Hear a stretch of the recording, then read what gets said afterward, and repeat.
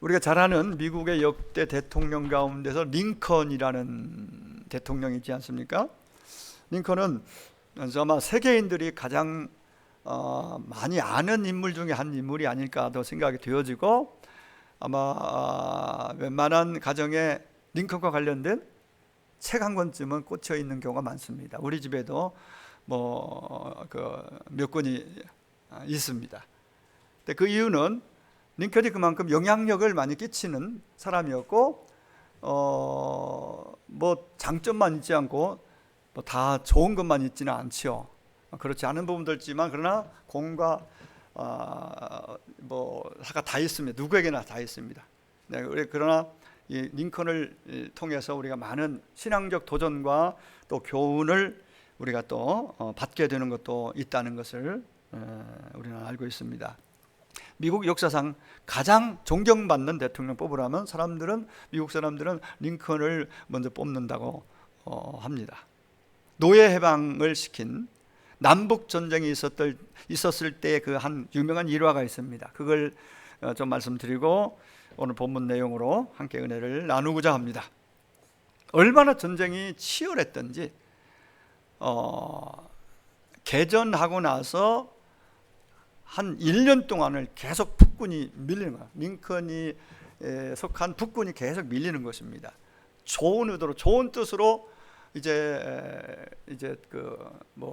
링컨 입장에서는 노예 해방이라는 큰 명분이 있었고 시작된 전쟁인데 계속 밀리고 계속 패전의 소식을 듣게 됩니다. 얼마나 힘들고 힘들었던지 기록에 의하면 체중이 83kg 나가던 그가 1년 만에 57kg까지 떨어질 정도로 그렇게 힘들었다고 합니다. 그렇게 계속 패전을 1년 정도를 계속 패전 소식만 듣다가 어느 날 처음으로 북군이 이겼다는 소식을 희소식을 백악관에서 전해 듣게 됩니다. 그때 옆에 있던 참모가 링컨에게 축하를 전하면서 이렇게 말을 했다고 합니다. 각하, 이제부터 아무 염려하지 마십시오. 하나님은 항상 우리 편입니다. 하나님은 항상 우리 북군 편입니다. 그 말을 들은 링컨이 정색을 하면서 내뱉은 유명한 말이 있습니다. 내가 염려하고 마음에 걱정하는 하나는 내가 정말 하나님 편에 바로 서 있는가 하는 것입니다. 내가 하나님 편에 바로 서 있는가 하는 것이 나는 그것이 걱정하는 것이다. 그걸 염려하고 있다라고 말하면서 내가 하나님 편에 서 있으면 하나님은 항상 내 편이 되십니다. 하나님은 성경에 나오는 다윗을 통해서 내게 이 놀라운 진리를 깨닫게 해주셨습니다. 링컨도 신앙의 사람이니까 구약의 유명한 아브라함 이야기, 모세 이야기, 또 다윗 이야기 등등 다니엘 이야기 어릴 때부터 듣고 배웠겠죠. 그래서 그거 들었던 그런 많은, 그리고 성경에 나오는 그 내용 가운데서 아마 시편의 다윗의 고백, 아마 이런 것도 영향을 주지 않았을까 그렇게 생각해 봅니다. 중요한 것은 그 포인트는 우리가 일상생활 속에서 또 어떤 치열한 경쟁 속에서 정말 내 포지션이, 내 위치가 어디에 있느냐는 거죠. 어느 쪽에 있느냐는 거죠. 이게 너무 중요하다는 얘기를 하고 있는 것이죠. 하나님은 항상 예수를 구주로 믿는 나와 함께하기를 원하시고 내 편이 되어주시는 것이 그게 사실이잖아요. 문제는 내가 하나님 편에 있는가, 하나님 입장에서 살고 있는가, 하나님 원하시는, 하나님이 기대하시는 그러한 생각과 언어로, 삶으로 오늘 살고 있는가를 우리가 각자의 자신에게 한번 물어봤으면 좋겠습니다. 링컨은 이런 교훈을 다윗을 통해서 배웠다라고 그렇게 말을 합니다. 오늘 시편 5편은 다윗의 시편입니다. 다윗의 간절한 기도문입니다. 애절한 기도입니다. 1절에 나의 심정을 헤아려 주세요. 나의 심정을 헤아려 주세요 하나님. 2절에 내가 부르짖는 소리를 들으세요. 이건 침묵 기도가 아니고 묵상 기도가 아니고 부르짖어서 얼마나 상황이 지금 급급하고 지금 상황이 어려운지 부르짖지 않으면 여러분 급하고 힘들고 너무 긴박하면 막 부르짖잖아요. 울부짖잖아요. 이런 상황입니다. 묵상 기도할 상황이 아니에요. 묵상 기도가 뭐 잘못 뭐 약하다는 얘기 아니고 지금 급하고 힘들고 어려우면은 부르짖고 울부짖게 돼 있어요. 이게 정상적인 반응이에요. 우리의 반응. 그런 기도 여러분 드린 적이 언제 그런 기도를 드려보셨는지요? 간절한 애절한 기도. 그런 기도를 우리가 어떤 면에서 드리지 않고 있다는 얘기는 그만큼 편안하다는 얘기도 되거든요. 그렇게 부르짖을 만한, 울부짖을 만한 거리가 별로 없고 문제가 없고 그냥 평탄하게 살고 있다는, 어떤 면에서 좋은 일일 수 있겠죠. 평탄하니까. 그냥 꼭 그게 좋은 일만은 아니라고 봅니다. 부르짖을 수 있는 기도 제목이 있고 또 부르짖을 수 있다면은 그 또한 복이요 은혜입니다. 부르짖는 자 하나님이 관심 있게 보십니다. 여러분 사실 우리 자녀만 놓고 봐도 자녀를 위해 부르짖어 기도하지 않으면 않을 시대를, 그런 시대를 살고 있습니다. 얼마나 위험에 많이 노출되어 있습니까? 자기의 길을 가겠다고 하나님 품에서 멀어져서 그 길을 가고 있는 자녀를 바라보는 우리 부모 입장에서 부르짖지 않으면 되겠는가? 내 사업이, 직장 생활이 평탄하고 뭐 경제적으로 더 부유해지고 이런 차원하고는 다른 차원이에요. 내 아내가, 내 남편이, 내가 사랑하는 그 누군가가 하나님과 다른 반대의 길을 걷고 있다면 그 또한 우리가 하나님 앞에 간절히 애절히 기도해야 될 그 상황이 아니겠는가 하는 생각을 하게 되는 것입니다. 3절에 아침에 내가 주께 기도하고 바라리이다 라고 계속해서 자기 심정을 헤아려 달라고, 부르짖는 소리를 들어달라고, 아침 하루아침만 기도하겠어요? 매일 아침, 이른 아침입니다. 여기서 아침은 평범한 아침이 아니라 어쩌면 새벽을, 밤새 잠 못 이룰 고민과 아픔과 상황 속에 지내다가 아침에 새벽 일찍 일어나서 하나님 앞에 울부짖는 기도를 드리고 있는 모습입니다. 우리의 대부분의 기도를, 나를 비롯해서 우리의 기도를 잘 분석해보고 들어보면, 분석할 뭐 필요가 없지만은 기도 자체가 하나님을 향해 기도하는 것이 참 그게 은혜고 그게 복입니다. 기도할 수 있다는 것이. 근데 기도 내용을 한번 살펴볼 때에 보통은 아프면 아프니까, 제가 말하는 것은 그 기도가 안 해도 된다, 잘못됐다는 얘기는 절대 아닙니다. 아프면 아프다고 기도해야 되죠. 병 고쳐주세요. 병이 심할수록 더 간절히 기도하겠죠. 애절하게 기도합니다. 병원에서 이건 희망이 없습니다, 그 얘기를 듣는 순간 하늘이 무너지는 것 같죠. 그래서 하나님밖에 없다, 그때 마음이 들면 그때는 금식도 하고 울부짖기 시작하는 거예요. 하나님 살려달라고. 정상적인 반응이에요. 믿음이 있다면 그렇게 해야 됩니다. 근데 대체적으로 그런 상황 속에서 그런 기도가 우리에게는 주로 아프면 그 기도, 또 남보다 뒤처졌다고 생각하면 하나님 나의 인생에 성공하게 해달라고, 앞서가게 해달라고, 1등하게 해달라고 막 그런 기도 하잖아요. 자녀들도 1등하게 해달라고 번창하게 해달라고, 이런 기도 필요합니다. 해야 됩니다. 주로. 근데 그런 기도 아니면 문제 앞에 문제 해결해야 될, 문제 해결에만 초점 맞춰 문제 해결을 위한 기도, 아니면 나를 누가 힘들게 하면 그 원수 좀 갚아달라고 그런 기도.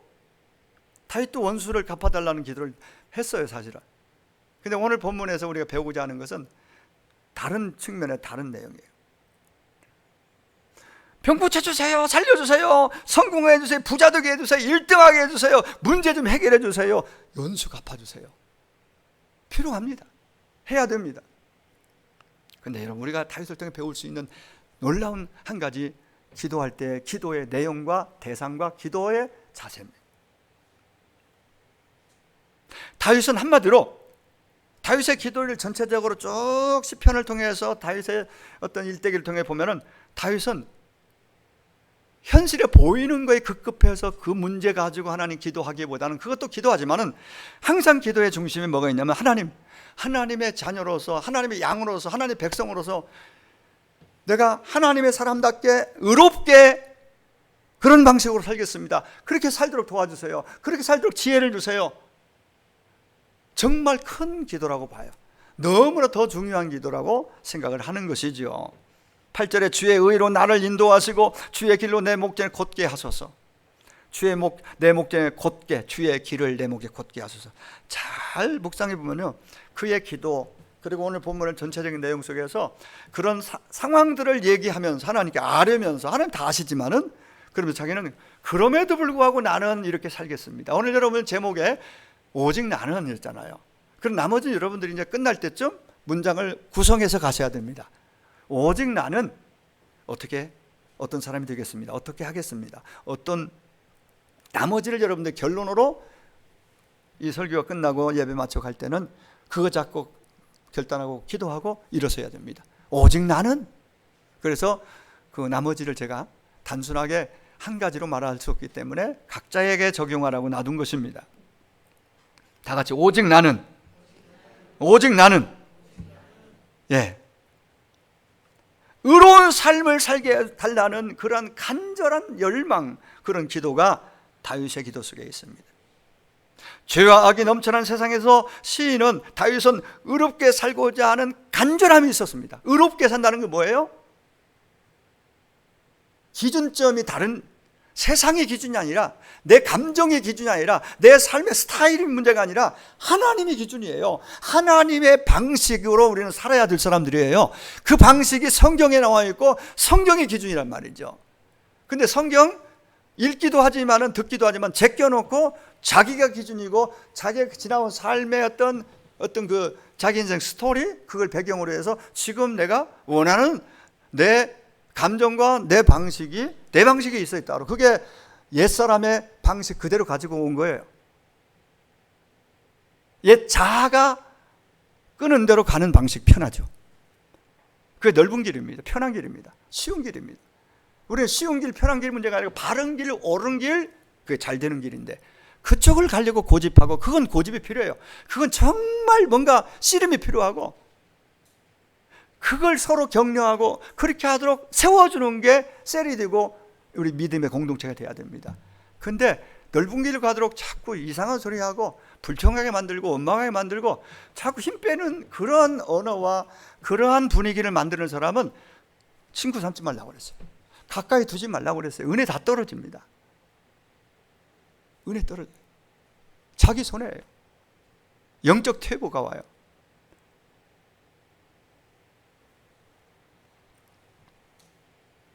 현실을 위해서 기도해야 됩니다. 필요하죠. 중요하죠. 근데 그것만 기도하지 말고, 기도할 때마다 한번 돌아오면 내가 하나님의 백성인데, 자녀인데 정체성을 한번 살펴보고, 내가 하나님의 백성이고 자녀잖아요. 예수 피로 구원받은 소중한 하나님의 자녀잖아요. 나를 의롭게 하나님이 인정해 주시잖아요. 그러면 의롭게 살려고 하고 바르게 살려고 그러고 하나님의 백성답게 살려는 그런 결단과 기도가 얼마나 중요한가. 이런 소원을 가진 사람이 진짜 복 있는 사람이다. 하나님께서 기뻐하시는 사람이다. 이런 사람이 되시기를 축원합니다. 하나님을 향한 그런 소원을 품어야 돼요. 하나님이 기뻐하시는, 하나님 기대하시는, 하나님이 원하시는 그런 사람. 의롭게 살고자 하는. 의롭다는 말이 정말 어려운 말이에요. 근데 쉽게 말해 의롭다는 기준은 내가 아니에요. 세상이 아니에요. 문화도 아니에요. 또 부모 가정의 가풍 전통도 아니에요. 의로움의 기준은 하나님이고 하나님 말씀인 줄을 믿습니다. 그래서 하나님 말씀을 모르면, 무지하면은 어리석은 길로 가요.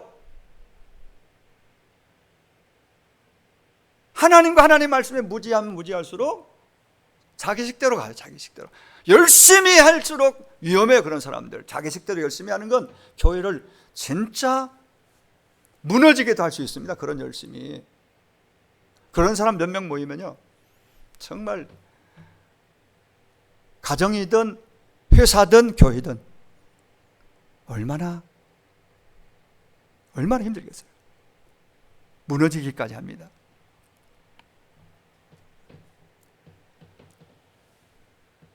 오늘 11절과 12절에 주께 피하는 모든 사람은 다 기뻐하며 주의 보호로 말미암아 영원히 기뻐히 치고 주의 이름을 사랑하는 자들은 주를 즐거워하리이다. 여호와여, 주는 의인에게 복을 주시고, 그래.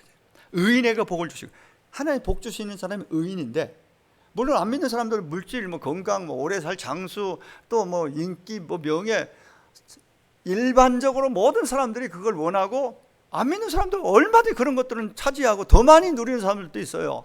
근데 그게 과연 믿음의 눈으로 볼 때에 그게 복이라고? 그게 행복이 아니잖아. 행복이. 그거 부러워하지 말라고 성경은 말하고 있습니다. 하나님 없이 잘 되는 거, 그 부러워할 일 아닙니다. 아무렇게나 내 마음대로 살아도 하나님 복을 주실 것이라는 그러한 위험한 생각 내려놔야 됩니다. 버려야 됩니다. 쉬운 대로, 마음대로, 편한 대로 그렇게 살아도 복은 주실 것이다, 교회 다니니까. 이건 너무 잘못된 생각입니다. 하나님이 정해준 잘 되는 길이 분명히 있습니다. 우리는 그걸 붙잡아야 됩니다. 우리가 잘 되기를 누구보다 원하시는 분이 하나님이십니다. 믿으시기 바랍니다. 여러분, 자녀들이 잘 되기를 원하는 사람은 이웃집 아저씨가 아니에요. 대통령도 아니에요.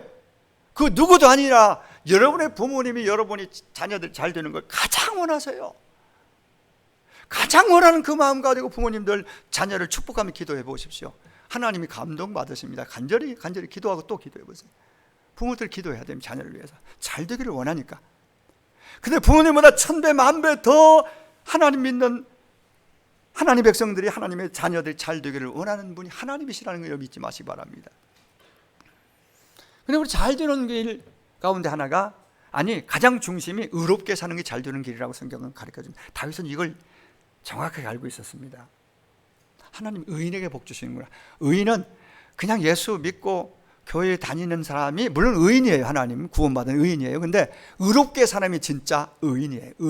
의가 기준이, 하나님이 기준이 되고 하나님 말씀을 기준 삼고 하나님의 방식, 하나님의 가치관을 가지고 살아가는 사람이 진짜 의인다운 의인이고, 구원의 문제 차원이 아니라 이 땅에서도 잘 되는 사람이 됩니다. 구원은 당연히 예수 믿으면 구원받습니다. 거기에 머물면 안 됩니다. 예수 믿고 구원받는 건 머물러 있으면 안 되고, 성경에 얼마나 많은 내용과 인물들이 그들의 삶을 통해서 우리가 하나님이 원하시는 이 땅 가운데 잘 돼서 하나님의 이름도 높이고 영광 드러내고 하나님의 명예를 높이고 이름을 세상 가운데 알리고 잘 돼서 또 연약하고 힘들어하는 사람들에게 나누어주고 베풀고 더 공급할 수 있는 자로 사는 거, 기쁜 일이고 하나님께 그것도 원하시는 일이 되겠죠. 전도서 8장 12절에 보면은 하나님을 경외하여 그를 경외하는 자들은 잘 될 것이요 라고 했습니다. 잘 된다는 것은 한 가지, 두 가지가 아니라 복합적인 의미를 가지고 있습니다. 가난해서 가난을 탈피하고 돈을 많이 벌었다, 물질 부분에 잘 된 거잖아요. 그것만 가지고 행복한 사람은 없습니다. 그러면 다른 거에서 인기가 올라가지고 세계에서 명성이 올라가고 인기가 최고야. 그쪽에 잘 됐다고 해요. 사람들 잘 돼서 성공했어요. 근데 그것만, 인기만 가지고 결코 오래가지도 않지만 행복하지 않습니다. 또 건강 너무 중요하죠. 가장 중요한 것 중에 하나가 건강이에요. 근데 그보다 더 크고 중요한 것은 보이지 않는 부분에 우리 속사람 영혼의 건강이고 영혼이 잘 되는 것인 줄을 믿습니다. 그래서 요한 3서 2절에 내 영혼이 잘됨 같이 잘 된다는 표현이 맨 먼저 잘 된다는 수식어가 영혼에게 붙여진 것은 영혼이 잘 돼야 다른 것이 의미가 있는 거예요. 영혼이 쭈그러들고 있는데, 영혼이 바닥을 기고 있는데, 육신 건강해서 200년을 산들, 억만 대가 되고 100억 대가 되고 1조 대 재산을 가진들, 내 영혼은 바닥을 기면 쪼그라들어서 지금 사망의 두려움에 떨고 있는데 그게 무슨 복이 되겠느냐. 그래서 가장 크고 중요한 건 그럼 영혼이 잘 되는, 실제적으로 영혼 잘 되는지 안 되는지에 대한 자기 스스로 평가 기준을 이거 틀리지 않다고 봐요. 영혼이 잘 되고 있다, 잘 된다는 의미에서 여러분 자신들을 평가할 때 내 마음이 평안하다, 요즘에 영혼이 잘 되고 있다고 그렇게 받아들일 겁니다. 불안하고 염려가 많고 두렵고, 이거 아니에요.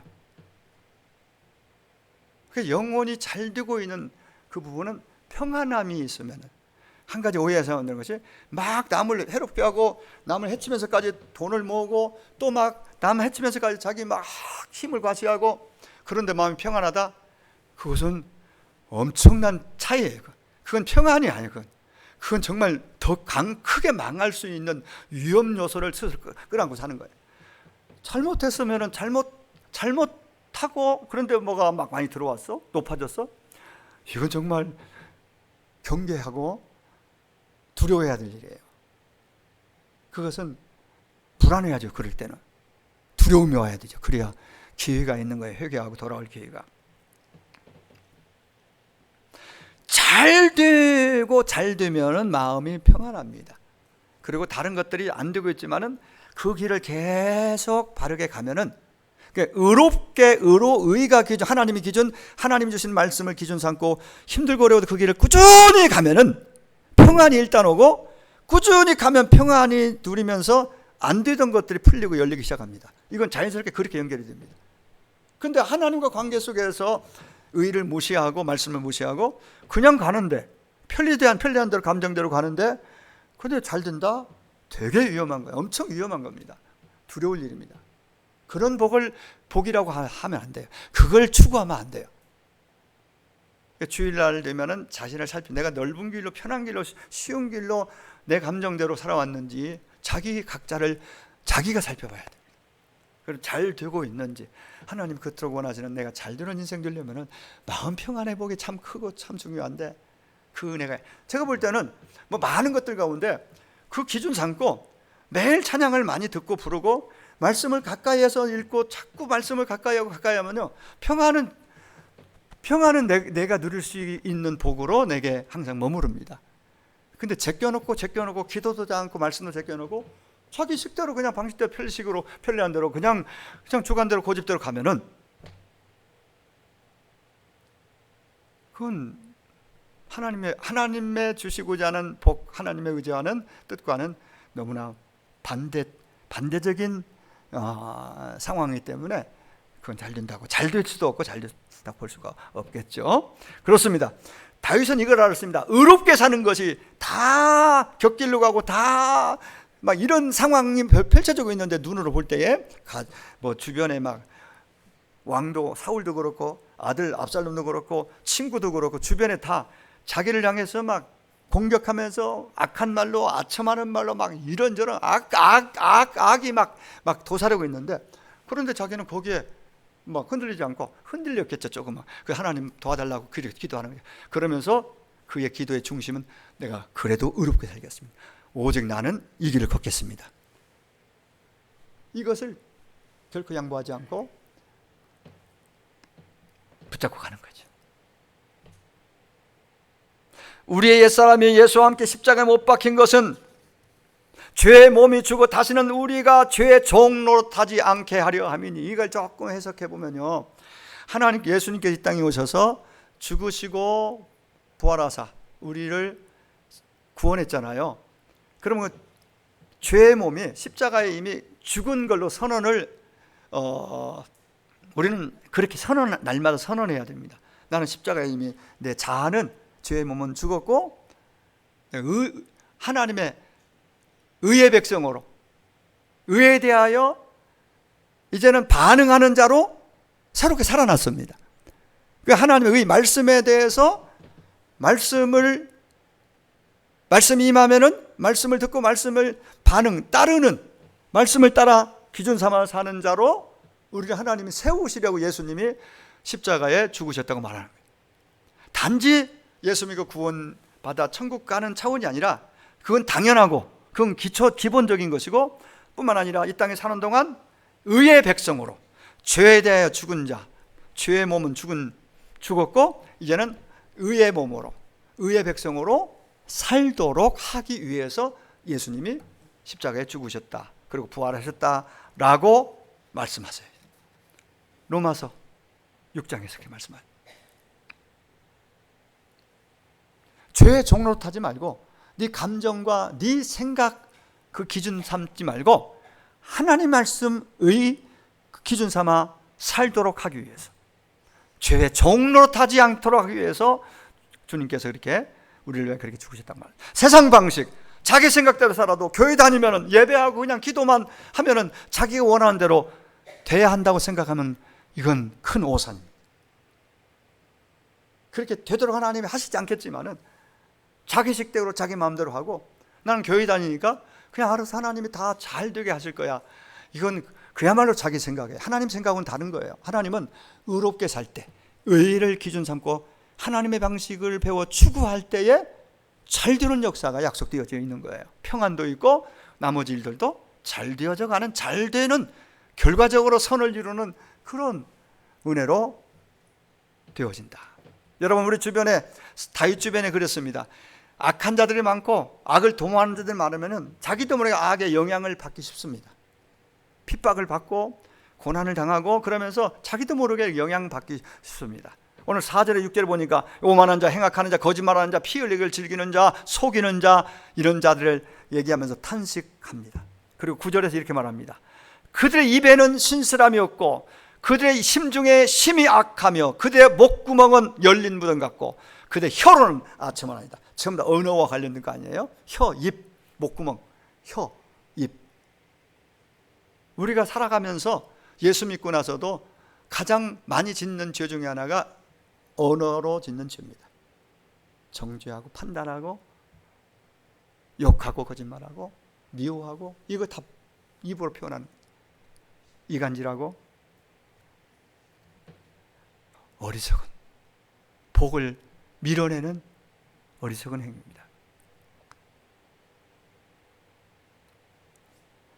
뭐 사람들 다 지키지 않는데 나라고 꼭 그래야 해야 되나?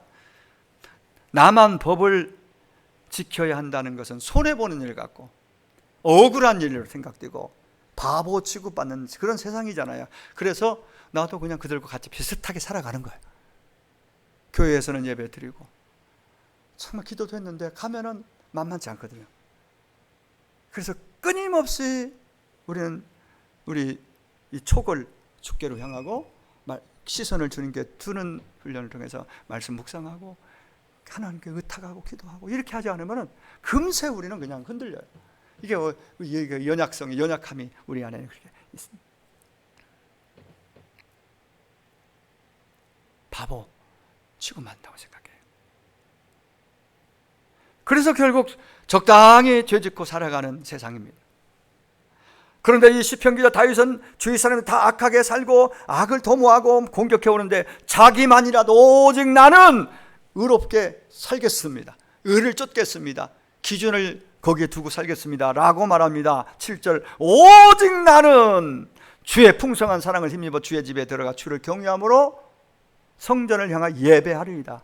예배하리이다. 다 같이 합시다. 오직 나는, 나 한 사람이라도, 이런 뜻이에요. 나 한 사람이라도, 오직 나는, 다른 사람 말할 거 없어요. 나 한 사람이라도 이런 의미를 품고 있다고 봐요. 성경은 이런 사람이 복이 있다라고 말해요. 이런 사람이 잘 된다라고 말해주고 있습니다. 왜? 하나님께서 주목해 보시거든요. 다윗을 보니까 그래요.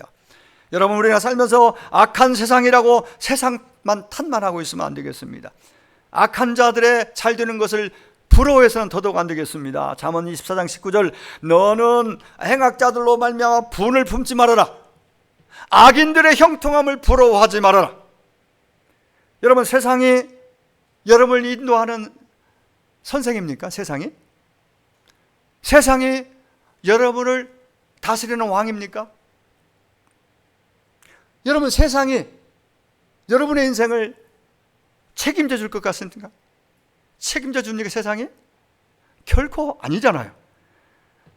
우리의 왕은 오직 하나님 한 분이신 줄로 믿습니다. 우리의 미래는 하나님께 달려 있음을 믿으시기 바랍니다.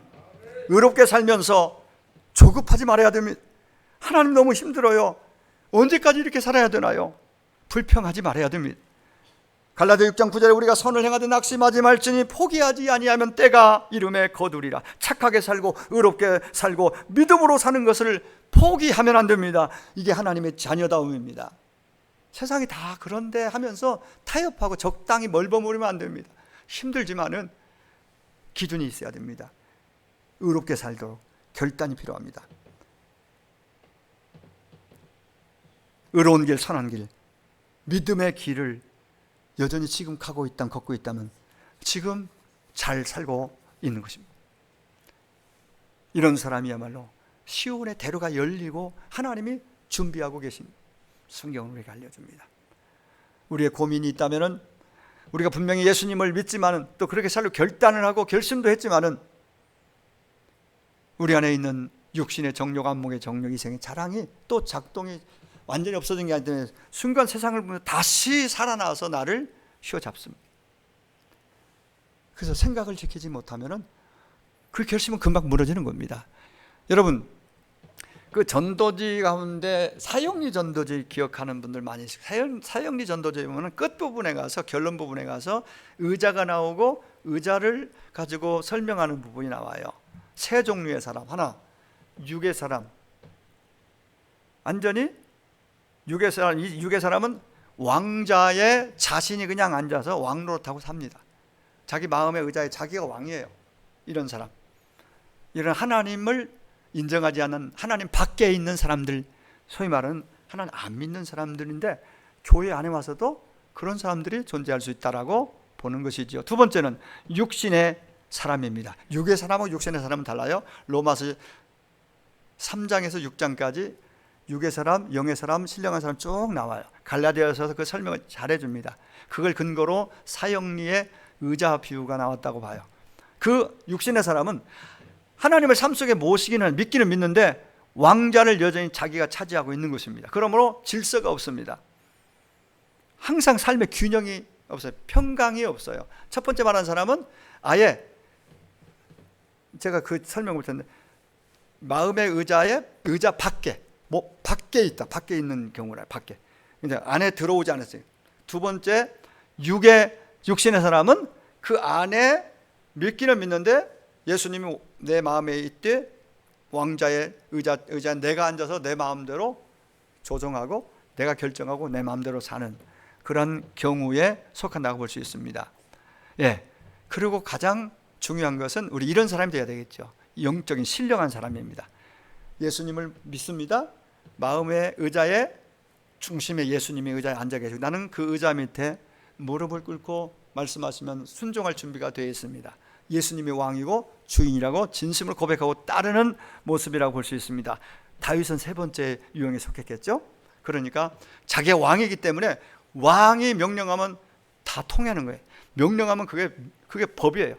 그러니까 예수님이 말씀하시면, 내 안에 계신 하나님이 말씀하시면 그것은 내가 아니오가 아니에요. 언제나 순종할 준비와 자세를 가지고 따랐던, 그게 기준이고 의의 기준입니다. 하나님의 말씀, 왕이신 그분의 말씀. 그래서 그는 그를 따랐기 때문에 하나님은 그를 내 마음에 꼭 드는 합한 자라고, 마음에 꼭 드는 사람을 인정하고 칭찬하신 것을 볼 수가 있습니다. 여러분, 우리 안에 성령님이 와 계십니다. 예수 믿는 자 안에. 근데 와 계시지만 아까 얘기했듯이 와 계신 그분이 나를 보면서 내 언어, 생각, 행동하는 모습 보면서 마음에서 야, 너 그렇게 하면 안 돼. 너 하나님 믿는 사람이잖아. 너 예수님의 은혜를 경험했잖아. 너 하나님은 너의 왕이시잖아. 네 마음대로 그렇게 하면 안 돼 하고 성령께서 우리에게 순간순간 깨닫게 하시고 가르쳐 주시고 이끌어 주시는데, 아니야, 내 하던 방식이 내 생각이 편하거든요. 그렇게 따라갈 때 성령은 우리 안에서 근심하신다. 에베소 3장 30절 근심, 5장 30절에 4장 30절에 성령님 내 안에 근심하신다고 그랬습니다. 그 말은 감동을 주고 깨닫게 하셨는데 순종하지 않으면 성령께서 속에서 근심하고 탄식하십니다. 그러면 또 같은 상황에 또 얘기하는데 감동 주는데 또 거부하고 내 마음대로 살아요? 자기가 기준이 돼요? 세상이 기준이 돼서 가요? 그러면 여러 차례 여러 번 하다가 나중에 고집 부리고 안 들으면 하나님께서 탄식하시고 성령께서 아예 입을 딱 다무십니다. 감동 주지 않습니다. 침묵하십니다. 그때가 가장 큰 위기입니다. 거기 더 가면은 어떻게 되겠어요? 깨닫고 회개하고 돌이켜서 왕의 왕 되심을, 주의 주 되심을 인정하고 고백하고 순종으로 회개하고 돌아서야 평강이 오고 잘 되는 일이 펼쳐지는 것이지요. 그렇게 되기 위해서 우리의 이 마음을 품어라. 곧 예수 그리스도의 마음이라. 예수 그리스도의 마음을 품으라고 말합니다. 분명 우리 안에 그분이 계신데 우리 생각이 세상을 향하고 우리 마음이 세상 것으로 점점점 채워져 가고 있다면 그게 바로 하나님의 근심이고, 그게 바로 육신의 사람, 육신의 사람으로 사는, 예수를 믿지만 자아와 육을 쫓아 살아가는 그런 모습이 될 것입니다. 중국 모태동 시절 지하교회 지도자였던 왕명도라는 목사님이 계신데, 이분이 공안당국에 체포되어서 너무너무 지독한 고문을 받게 되었답니다. 너무 죽을 만큼 너무 고통스러워서 잠시 예수님을 자기는 부인하게 되게 됩니다. 감옥에서 그래서 풀려나게 되는데, 석방되고 나서 그는 너무너무 괴롭고 고통스러운 시간을 보냅니다. 주님에 대한 너무 송구한 심정으로 두통이 떠나지 않고 그를 괴롭혔답니다. 그래서 그는 주님의 징계라고 받아들이고 북경거리에 목에다 간판을 걸고 거리를 다니면서 저의 이름은 베드로입니다. 저는 저를 사랑하신 저의 주님을 배신한 베드로가 바로 접니다. 울면서 외치면서 길거리를 다녔다고 합니다. 그는 즉시 다시 체포되어서 감옥에 들어갔고 고문당하고 19년을 감옥자리 하다가 거의 만신창이 돼가지고 석방이 되었습니다. 그 소식이 지하교회에 섬기던 많은 중국의 목회자들에게, 중국이 공산 지금도 사회주의국가지만은 적어도 6천만에서 1억이 넘는 크리스찬이 있다는 것 우리는 공식적으로 다 알고 있습니다. 우리 한국 남한 전체 인구보다 더 많은 크리스찬들이 있다는 거예요, 지하교회에서. 근데 큰 귀감이 되어서 놀란 부흥이 일어나는 계기가 됐던 이 왕 목사님 때문에. 네. 그래서 감옥에서 나왔을 때 기자들이, 사람들이 와서 도대체 어떻게 그 모진 고문을 견디고 이게 19년 동안 있다 이렇게 나오게 됐는지 궁금해서 물었답니다. 몸은 늙었고 손마디마디는 뒤틀려 있고 아내는 앞을 보지 못하고 앞을 볼 수 없는 그런 상황이었지만 그런 빛나는 눈동자로 찬송을 시작했습니다. 난 간증보다는 찬송을 하게 해달라고 합니다. 찬송을 하는데 그게 바로 나의 갈 길 다가도 이 찬양이었다고 합니다. 찬송을 마치고 그는 이렇게 말을 이어 결론을 내렸습니다. 저는 감옥에서 이 찬송을 잊은 적이 한 번도 없습니다. 그리고 이 찬송의 가사처럼 하늘의 위로가 있었고 주님의 위로가 저에게 있었기 때문에 19년 동안 모진 핍박과 고문을 견디고 저는 거기서도 행복했습니다 라고 마지막 고백을 했다고 합니다. 이제 결론을 내리겠습니다. 시편 기자는 아침 첫 시간에 하나님께 의로운 자가 되게 해달라고 기도를 했습니다. 여호와여, 아침에 주께서 나의 기도를 소리를 들으시니 아침에 내가 주께 기도하고 바라리이다. 이것은 의롭게 살기를 정말 절절히 원하고 갈망하는 그러한 내용이 아닐 수 없습니다. 여러분은 요즘 어떤 기도를 하루하루 삶 가운데 드리고 있습니까? 평안과 성공과 풍요 우리에게 필요하죠. 그러나 그런 것들은 잠깐입니다. 지나가는 것이라고 그랬습니다. 화려한 부귀와 명예와 세상의 인기와 영광도 잠깐이라고 성경은 말합니다. 우리의 소원은 하나님이 되어야 됩니다. 하나님이 삶의 기준이 되고 소원이 되어야 됩니다. 여러분 어떻게 사시겠습니까? 이제 여러분들이 결론을 내릴 시간입니다. 세상은 악하지만 갈수록 악이, 죄가 더 관영하고 더 펼쳐지고 깊어지는 세상이지만은 나는 이렇게 살겠습니다. 오직 나는 의롭게, 다윗이 고백했던 것처럼 이렇게 살겠습니다 하고 기도하는 저와 여러분이 되었으면 좋겠습니다. 세상 바라보지 말고, 세상 의지하지 말고, 세상 탓하지 말고 정말 오직 주님 의지하고 주님 바라보면서 8월 한 달도, 이번 한 주도, 오늘 하루도 살기를 원합니다. 오직 나는, 다 같이 오직 나는 죄와 악을 멀리하고 하나님을 가까이 하며 살겠습니다. 오직 나는 믿음으로 은혜로 살겠습니다. 오직 나는 기도와 말씀으로 살겠습니다. 오직 나는 서 있는 곳에서, 보냄받은 곳에서 예배자로 살겠습니다. 한 번 더, 오직 나는 하루하루 감사하며 찬송 드리며 살겠습니다. 오직 나는, 여러분들이 나머지 못다한 것 기도하면서 그 다짐을 드리면서 하나님 앞에 고백하고 나아갈 수 있기를 바랍니다. 우리 한번 다 같이 기도하겠습니다.